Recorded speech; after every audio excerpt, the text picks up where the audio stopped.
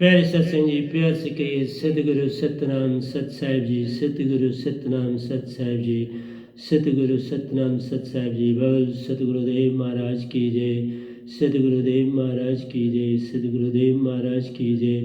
आज के सत्संग के आनंद की जय, आज के सत्संग के आनंद की जय, आज के सत्संग के आनंद की जय।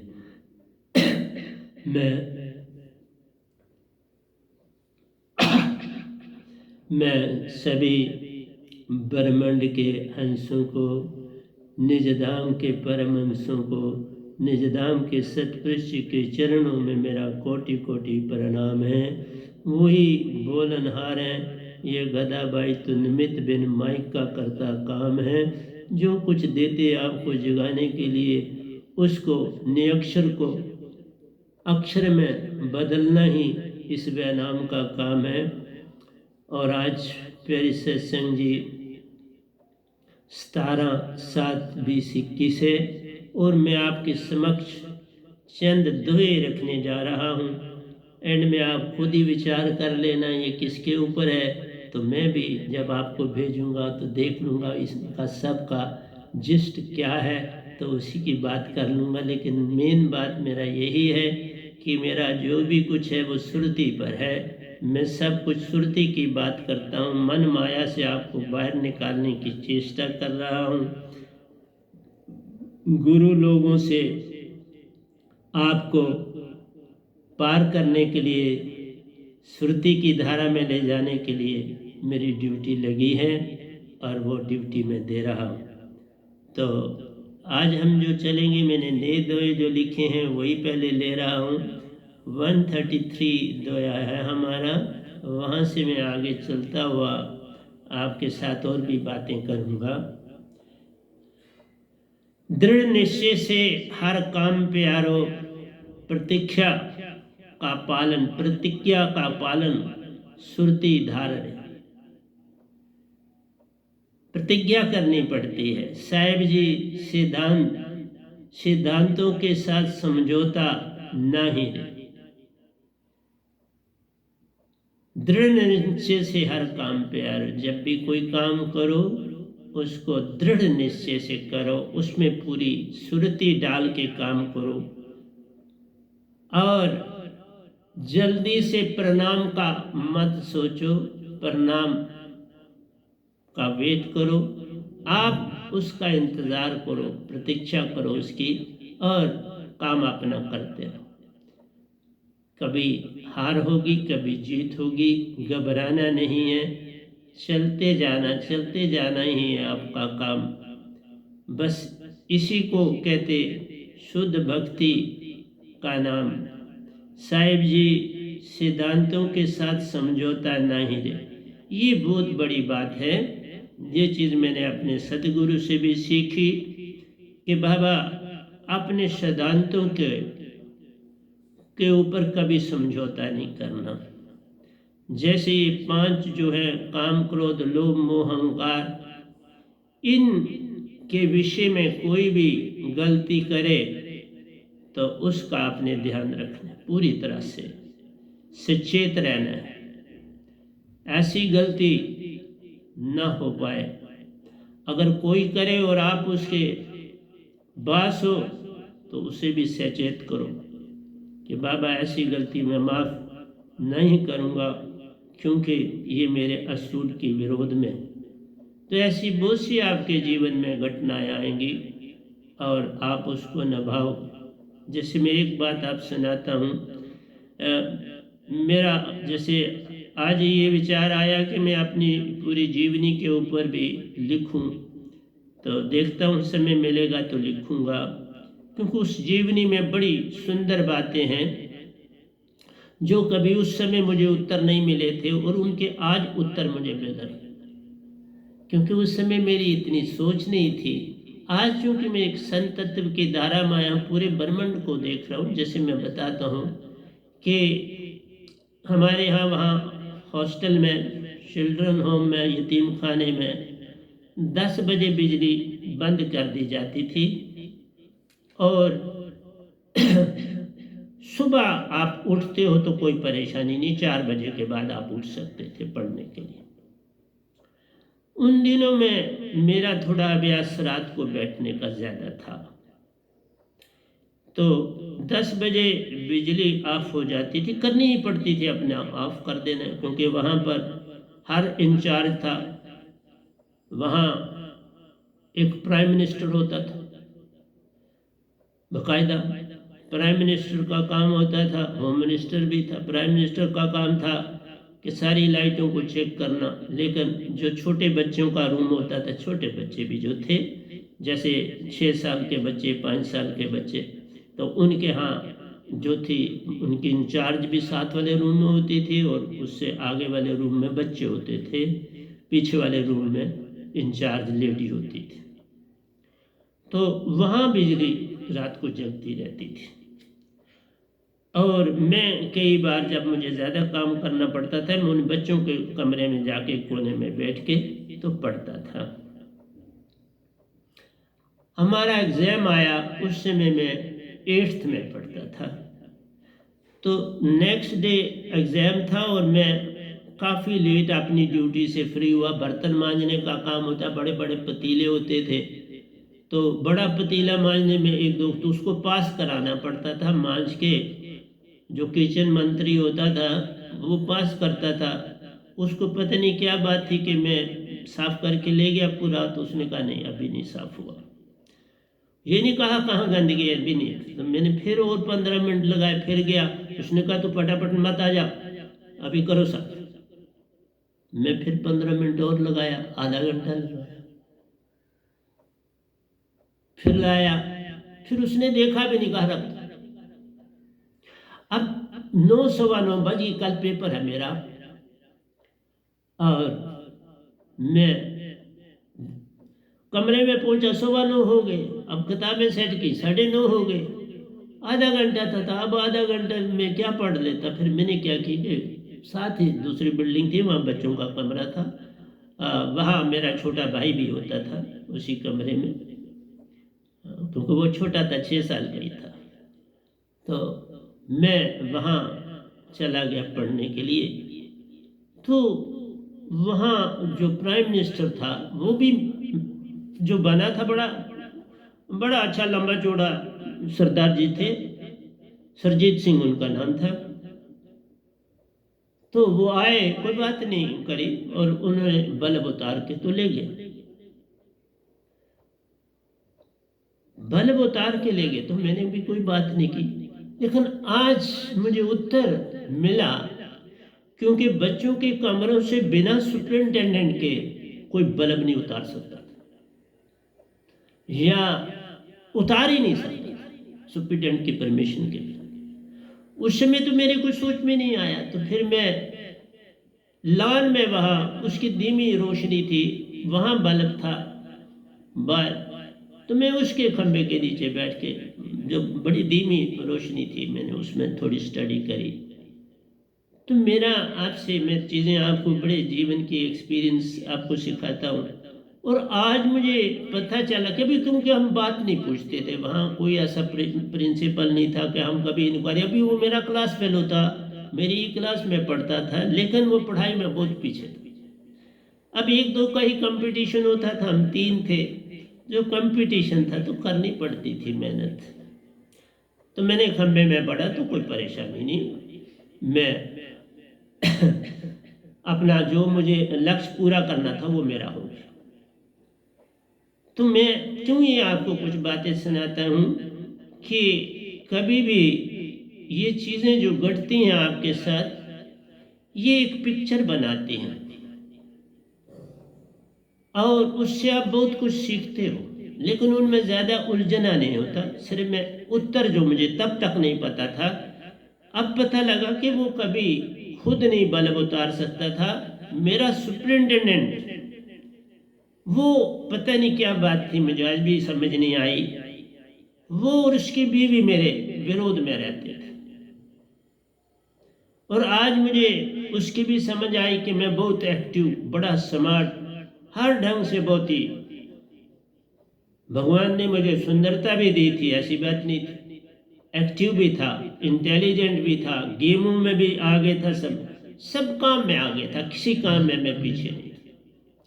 इसलिए वो मेरे को सदा पीछे रखने की चेष्टा करता था, लेकिन अपने आप को बैकग्राउंड में रखता था कि इसको कभी पता ना चल सके कि मैं इसकी बैकग्राउंड। मैं तब आपको कहता हूं कि जीवन में अपने असूलों को नहीं तोड़ना मैंने कभी पूछा नहीं। जितनी देर उस इंस्टीट्यूशन में पढ़ा पूछा नहीं। बाद में भी कई मिले, जैसे वो जो किचन मंत्री था हमारा, वो एक क्लास मुझसे पीछे पढ़ता था, लेकिन एज में बड़ा था। वहाँ एज का सवाल नहीं था, कोई कहाँ से कोई कहीं से आया था, तो एज का तो कोई प्रश्न नहीं था। तो मुझे बाद में भी जीवन में मिला, वो आर्मी में चला गया था, लेकिन मैंने कभी पूछा नहीं कि ऐसा क्यों था कि मैंने पतीला तो 3 बार साफ किया, लेकिन उसको पता था कल का पेपर जो था वो उस समय लोग अलर्ट हो जाते थे। जब मेरे एग्जाम्स आते थे तब मेरे को पूरी तरह से तंग किया जाता था कि ये पढ़ना पड़े, ये फर्स्ट न स्टैंड कर पाए, उसके लिए रोड़े अटकाए जाते थे। ये सिचुएशन थी, आप जरा सोचो। और ये रोड़े मेरे जीवन में, पूरे जीवन में रहे और मुझे उन्होंने निखारा। मैंने उससे ज्यादा मेरे ब्रेन की तीव्रता और बढ़ गई कि मैं अब पढ़ा ये तो याद हो गया। इसलिए मैं आपके पास बैठा हूं तो इतना लिखता हूं जिसका अंदाज ही नहीं। प्रतिदिन एंट्रेंस का मैंने काम किया है। मेरे नोट परसों एक स्टूडेंट जिसको मैंने दिए वो तो हैरान हो गया, मेरे नोट्स देखे इतने ज्यादा। मैंने कहा यही आपको पढ़ने पड़े। सारे नोट दे दिए। मैंने कहा पढ़ के अपनी सीट निकाल के। मेडिकल का स्टूडेंट है, 1 करोड़ से ज्यादा की सीट है, और वो भी मैं आज काम करता हूं। मैंने दे दिया और उसकी सीट मिल जाएगी। जब निकलेगा रिजल्ट जब, तो आपको बता दूंगा। मेरे नोटों से सीट निकल जाती है। अभी एक बच्चे को नोट दिए थे, उसने 12th में 97.5% मार्क्स लाए मेरे नोटों से, 97.5।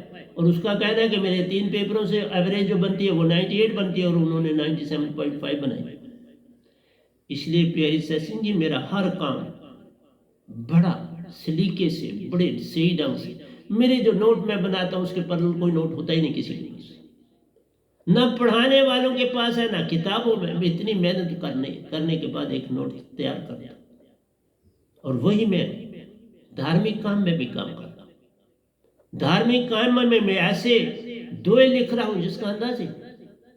मैं कबीर साहब के कम ले रहा हूं, बाकियों के कम ले रहा हूं, अब अपने लिख रहा हूं। और वो ग्रंथ अब तैयार हो रहे हैं, आपको दिखाऊंगा भी। बस वो पूरे तैयार हैं, बाइंडिंग शाइनिंग हर चीज उनकी तैयार है। इंग्लिश में भी है, हिंदी में भी है, दोए भी हैं, सब कुछ। अभी थ्योरी में नहीं मैंने लिखा, लेकिन सारा काम इंग्लिश का जो है वो थ्योरी में है, और उसमें भी भंडार दोयों के हैं, हिंदी के बड़े भंडार दोए हैं। तो मेरा कहना आपसे प्यारी सत्संग जी, मैं बड़ी कठिनाइयों से जमीन से बीच फूट के बाहर आया।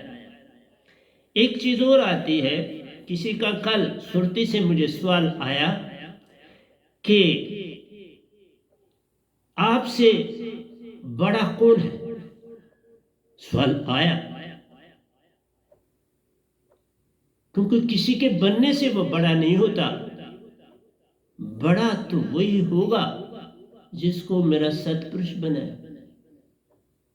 मैं उसको उत्तर ये दूंगा कि 600 साल के बाद सारे संसार में सतपुरुष को संसार भूल गया। सतपुरुष की सत्ता को ही खत्म कर दिया गया। एक तो गुरुआ लोगों को तो पता ही नहीं था सतपुरुष का, उन्होंने खत्म किया। उसके बाद जो गुरुआ लोग कबीर पंथी बने, अब उनको सब कुछ उनकी किताबों में देख लो, सारा निरंकार भगवान का। मैंने पढ़ी है ना सबकी किताबें, ये थोड़ा मैं ऐसे बैठ के, हर एक पंथ की किताब मैंने पढ़ी, और सारा जो उसका जिस्ट है, सभी के सभी जो है निरंकार के दोयों को उन्होंने, जो कबीर साहब ने उनको चमकाया। और कई तोड़ मोड़ के भी निरंकार की तरफ लाए। तो उन्होंने कबीर साहब को ही सतपुरुष की पद्धति दे दी। सबने यही प्रचार किया, करते रहे। अब 1% कम हुआ मेरे सामने आने के बाद। 1% जिन्होंने मुझे जाना, अब वो अंदर से परेशान हो गए। क्यों परेशान हुए? क्योंकि वो कबीर साहब को ही सतपुरुष मानते थे, कबीर साहब को ही सब कुछ मानते थे। कबीर साहब की कहानियां, मैं जो कुछ भी बोल रहा हूं अंदर की आंख से देखा हुआ बोल रहा हूं। मैं भाव के बीच में बह के नहीं बोल रहा, मैं पूर्ण सत्य पे चला हूं। मैंने कहा था बचपन के भी सीन वो जो है बड़े प्यारे सीन है मेरे जीवन के। मैंने एक बार आपको सुनाया था, जब मैं 10th में था तो तब मैं कृष्ण भगवान को बहुत मानता था। मेरी, क्योंकि मैंने कहा वहां पर भी जो प्रेयर होती थी उसमें मैं सदस्य इंचार्ज था, 3 बंदे थे हम जो प्रेयर कराते थे।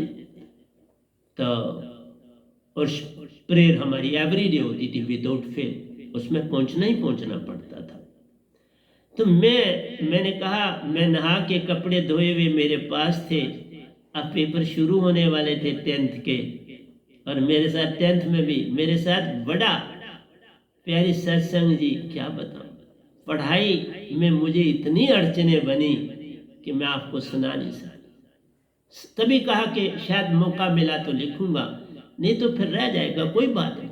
कौन सा संसार कोई जागना चाहता है कि मेरी जीवनी से कुछ सीखे? पर मैंने जितनी हार्डशिप देखी है उसका परलल नहीं। पढ़ाई से पहले भी आपको सुनाया कि मेरा कैसा जीवन था,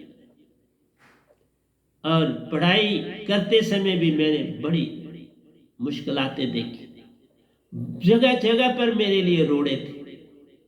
इसलिए कहा तुम इंटेलिजेंट हो तो तब तुम्हारे साथ जलसी, तुम फिजिकली फिट हो। मैंने कहा मैं वहाँ 10 साल जो मैंने 9 साल काटे, मैंने कभी एक टिकिया भी वहाँ नहीं खाई।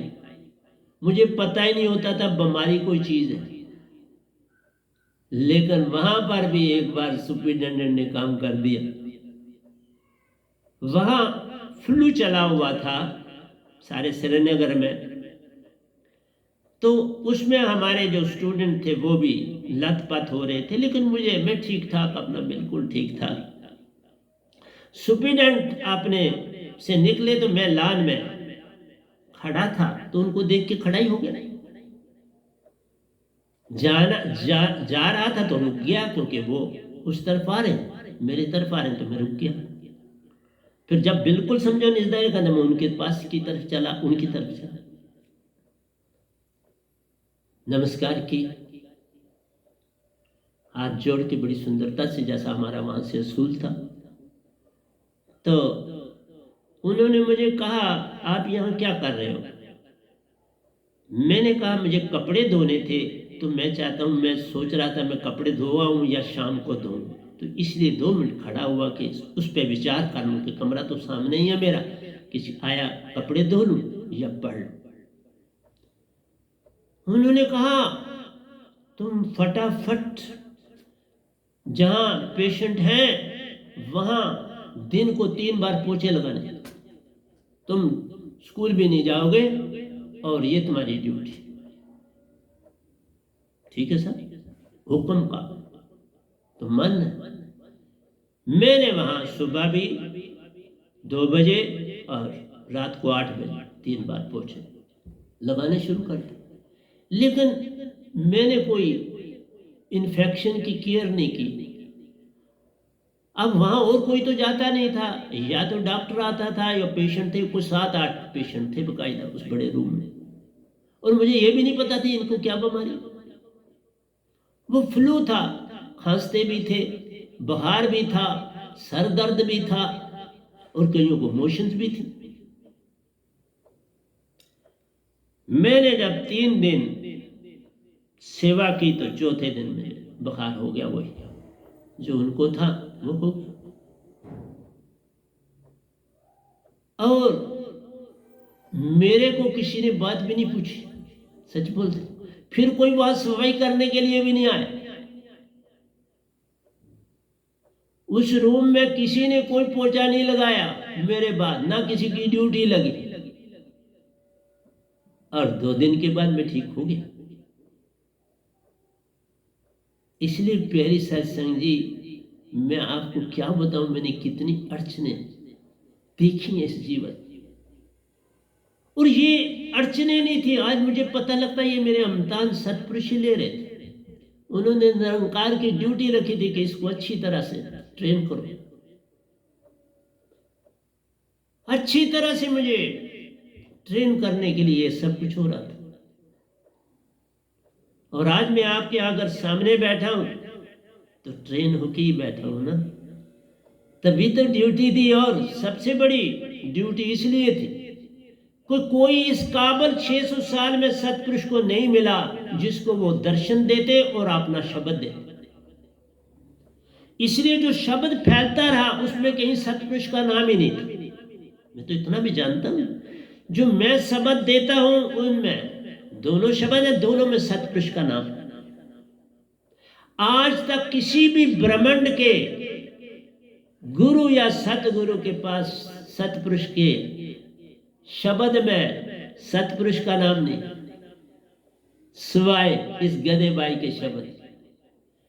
इसलिए जिसने मुझे प्रश्न किया है आपसे बड़ा कौन है, तो अभी मैं बात खत्म नहीं हुई है, लेकिन मैं फिर भी उनको कहूंगा तुम उनसे मिलो जो कबीर साहब को ही सब कुछ मानते रहे मेरे से पहले। वो तुम्हें उत्तर दें कि मुझसे बड़ा कौन है। मैं कैसे दे सकता हूं, वो दे सकते हैं, क्योंकि उनके पास अब सारा उत्तर पता है। वो देना चाहें तो आपको दे सकते हैं, आप जाओ और पूछो, क्योंकि अब उनके पास उत्तर है। मैं आपको एक और इंसान हुआ बड़ा विचित्र। मेरे जब प्रवचन करता हूं, मेरे प्रवचन खत्म नहीं हुआ करते, क्योंकि मैं आपको जीवन का एक्सपीरियंस भी देता हूं। एक मनुष्य गाड़ी में, ट्रेन में सफर कर रहा था। वो स्टूडेंट ही था, घर से भाग निकला, घर का एटमॉस्फेयर पसंद नहीं आया, छोड़ा, निकला। तब बता रहा हूं कि हर जिसने आगे जाना है उसके हमतान होते हैं, जिस भी फील्ड में जाए। तो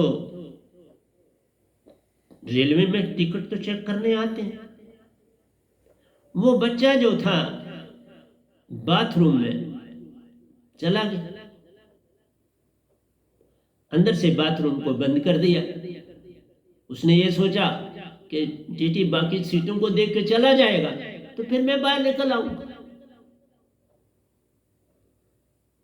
लेकिन जब चेकिंग वाले आए तो उन्होंने बाथरूम को नॉक किया। जब नॉक किया तो समझ गया कि आया तो चक्कर है और कोई नहीं आया। वहां जहां नलका था उसके पास एक पेपर पड़ा हुआ था, बड़ा सुंदर साफ सुथरा। उसने वो पेपर अपनी जेब में डाला, बाथरूम का दरवाजा खोला तो बाहर आया, अपने हाथ साथ धोए, उनको धोया। तो टिकट कलेक्टर ने बोला टिकट? उसने कहा हाँ सर। उसने 2 मिनट आंख बंद करी और अपने जेब में से टिकट निकालने लगा और मालिक से कहने लगा, मालिक तुम्हारे पास अब मेरी इज्जत है, लो टिकट दे दी। टिकट कलेक्टर ने टिकट ली, उसको पंच किया, पंच करने के बाद उसे टिकट दी। तो उसने कहा आप इतनी देर बाथरूम में क्या कर रहे हैं? आप इतनी देर लगाई, हम तो आपका वेट कर रहे थे। तो आप अपनी सीट पर बैठो आराम से, बाथरूम कोई थोड़ी जगह है ज्यादा देर ठहरने के लिए। चला गया। उसने वो टिकट पंच करी हुई जेब में डाल दी। उसको बड़ी हैरानगी हुई कि ये तो पेपर था। उसको पहले तो ये हैरानी की हो सकता है ये टिकट ही हो किसी की। उसने खोला तो देखा तो वो पेपर था कोरा। अब वो बड़ा हैरान हुआ कि ये घटना कैसे घटी। अब नई सिटी में पहुंचा, कोई जान नहीं पहचान नहीं, एक घर में पहुंचा तो ना किया होशियार था। जैसे मैं होशियार था ना, वैसे ही वो बच्चा भी बड़ा होशियार था, लेकिन उसकी लाइन बदल गई, मेरी लाइन और होगी, उस बेचारे की लाइन और होगी। महात्मा, क्योंकि आपको इन चीजों से जागोगे, प्रवचनों से नहीं जागोगे। 2 मिनट के बाद भूल जाओ, लेकिन इन बातों को तुम कभी नहीं भूलो। जो मैं बातें आपको सुना रहा हूं आप नहीं भूलो। प्रवचन फट भूल जाओ। दूसरे दिन का प्रवचन आया, पहला चला गया, तीसरे दिन का आया, दूसरे दिन का भी चला गया, सब भाग जाता।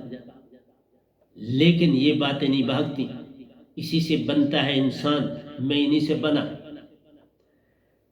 अगर ये बातें मुझे याद ना होती तो आज मैं आपके समक्ष ना होता। इनसे मैंने बड़ा सीखा।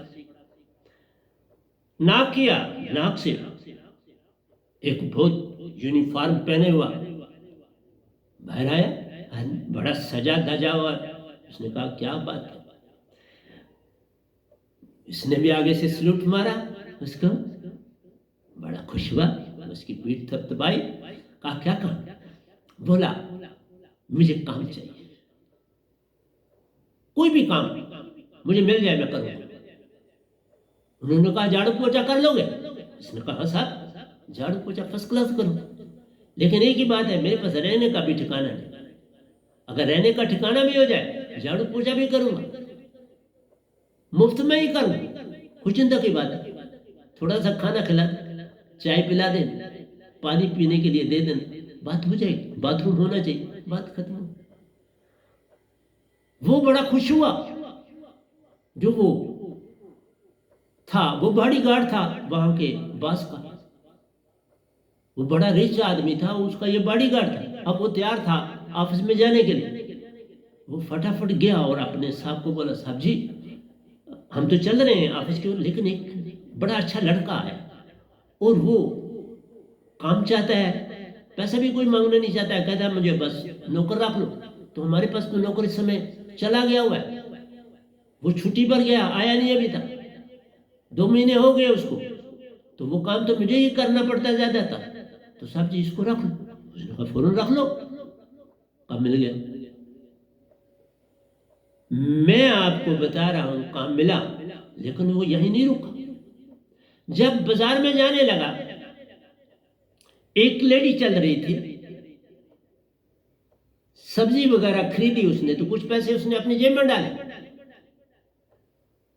इसने उस लेडी को बोला कि आपका भाई वो पार वेट कर रहा। उसने कहा कि 15 रुपए दे दो, तो मेरे को भेजा उन्होंने, तो वो पार खड़े आप देख सकते।